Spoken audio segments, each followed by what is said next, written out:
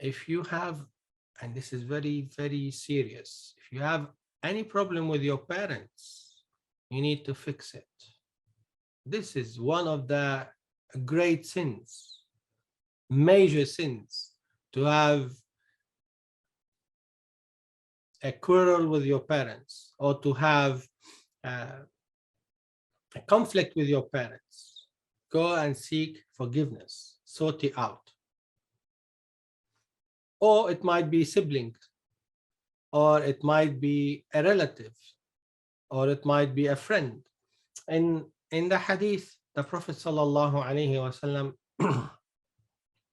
mentioned that the gates of Jannah are open every Monday and every Thursday, and Allah will forgive for the people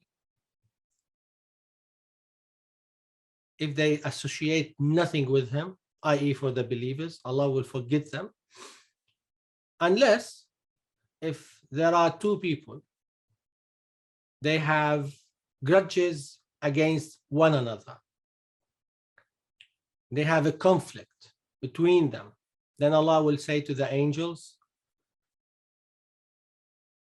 delay these two until they are reconciled, i.e. delay the forgiveness for these two until they reconcile. Look at the gravity of that. Allah will not forgive you and your brother or your sister until you sort it out. So Ramadan, the gates of Jannah are open, the 8 gates of Jannah are open. Then would this be applied as well? Yes, it will. Until you get rid of this conflict. So these grudges, hatred, bad feeling, all these kind of things, it takes the space from the heart. You need to delete these files to clean up the space, to receive the mercy from Allah Azza wa Jal, the forgiveness from Allah, the gifts from Allah subhanahu wa ta'ala, which it happened to be that this very special guest is bringing with him. So Ramadan, as a generous guest, brings these gifts to us. And mercy in abundance, forgiveness in abundance, barakah in abundance. When? Especially, more especially in Ramadan.